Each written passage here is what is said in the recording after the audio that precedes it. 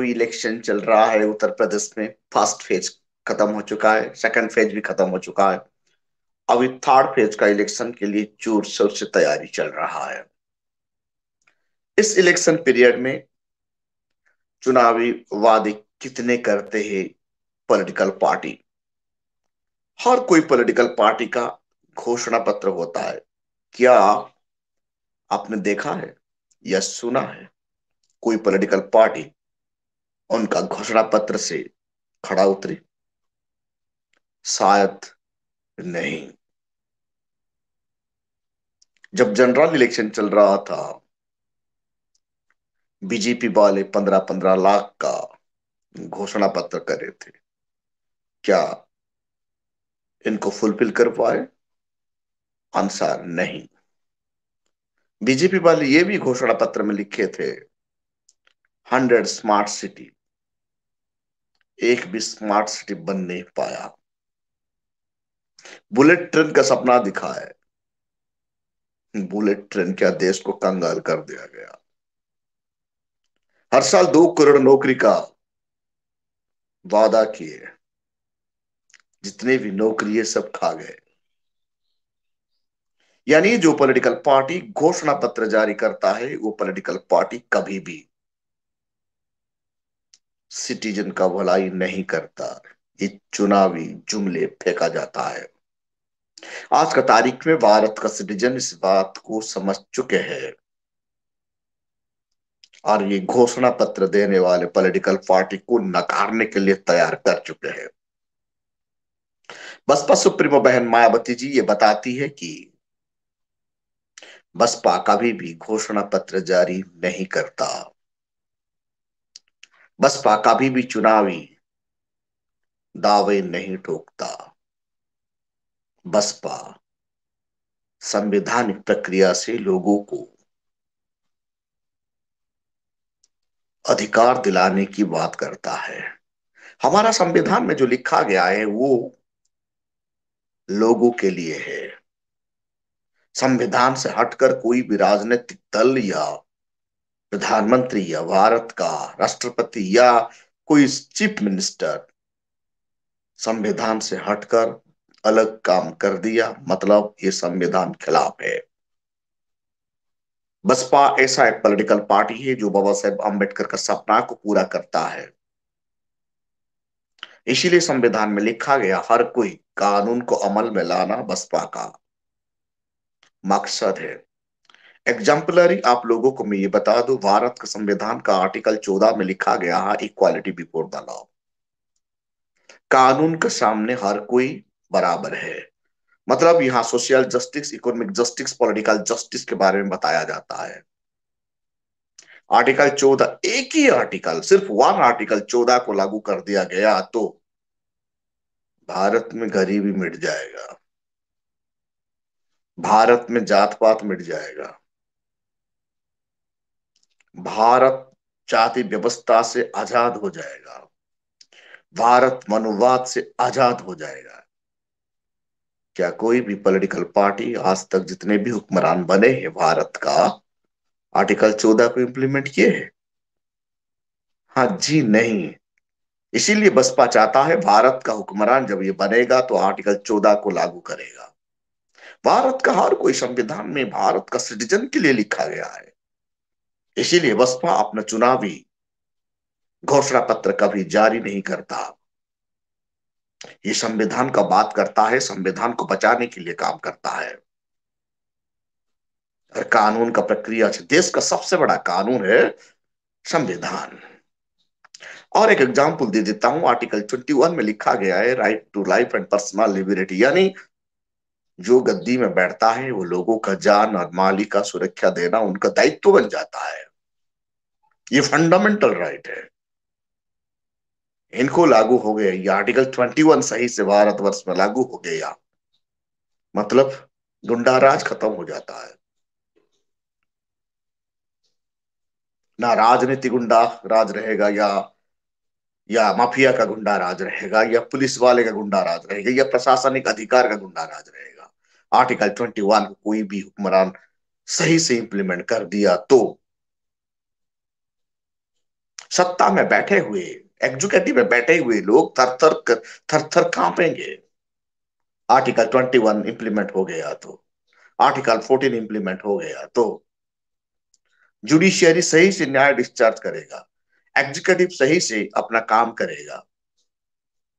संवैधानिक पोस्ट पर बैठे हुए अधिकारी थरथराएंगे कानून को देखकर।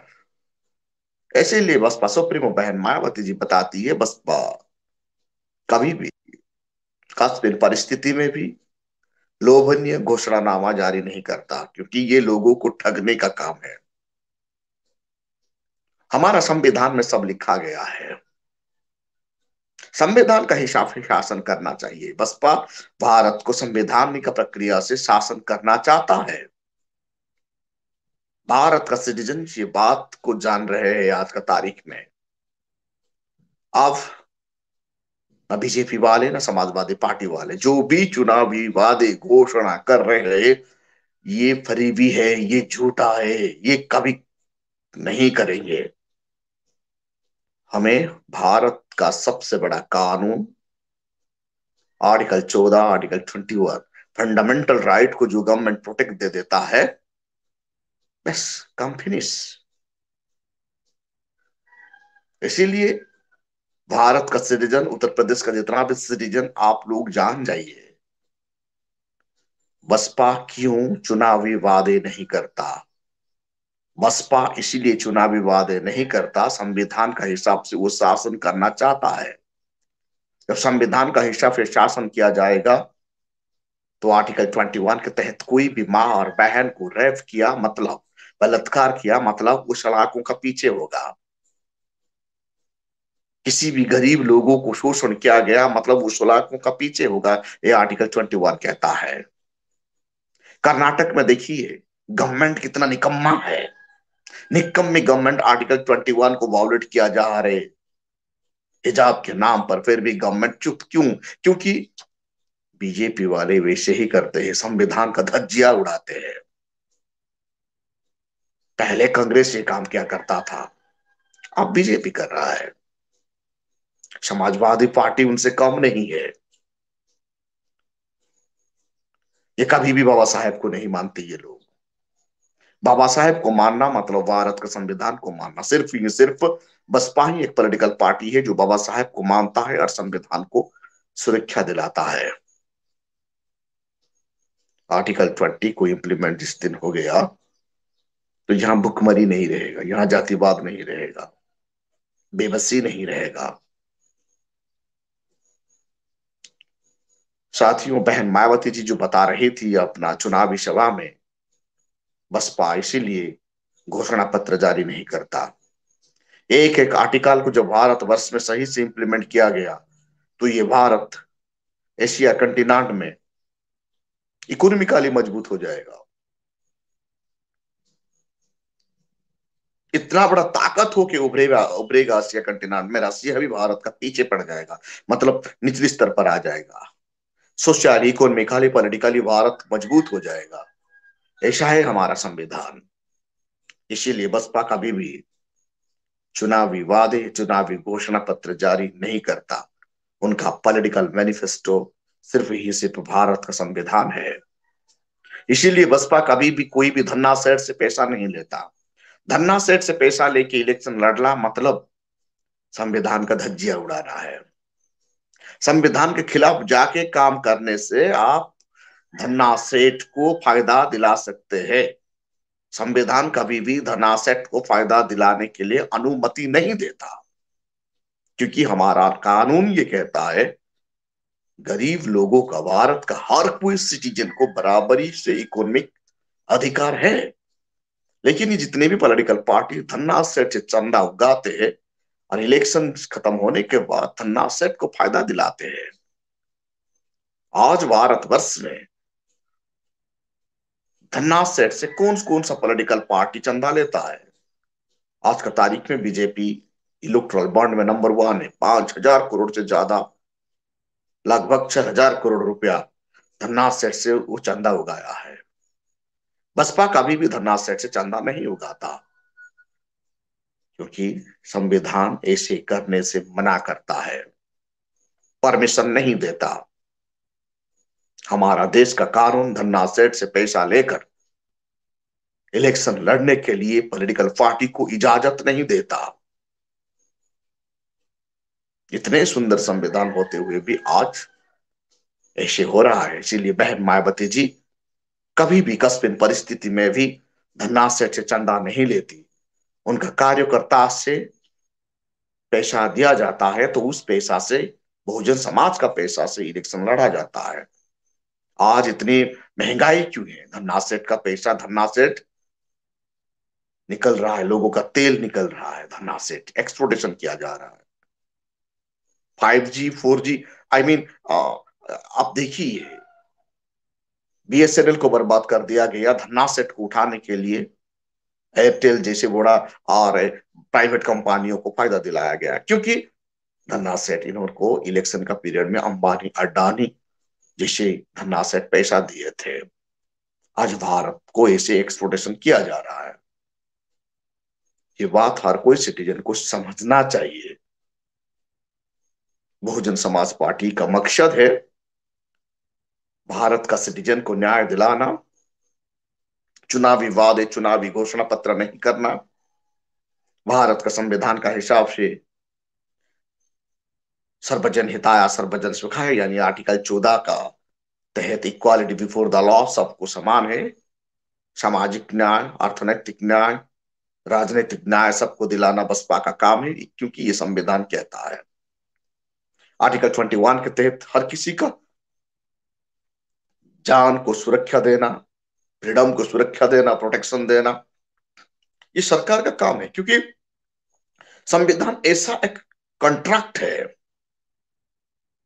संविधान के द्वारा ऐसा एक कॉन्ट्रैक्ट बनाया गया है सिटीजन एंड पॉलिटिकल पार्टी को, हुक्मरान से, कि लोग 5 साल के बाद एक नया पार्टी को चुनेंगे और हुक्मरान बनाएंगे और उन्हें पैसा भी देंगे, वोट भी देंगे। उसके बदले गवर्नमेंट उन्हें क्या करेगा? सुरक्षा देगा, संविधान का प्रक्रिया से सुरक्षा देगा। संविधान से ऊपर उठकर कोई भी पॉलिटिकल पार्टी ये काम कर नहीं सकता, लेकिन आज चल रहा है। क्योंकि हम लोग कभी प्रोटेस्ट नहीं कर रहे हैं। अब प्रोटेस्ट का आवाज धीरे धीरे बुलंद हो रहा है। मीडिया मैनेजमेंट खत्म होने वाला है।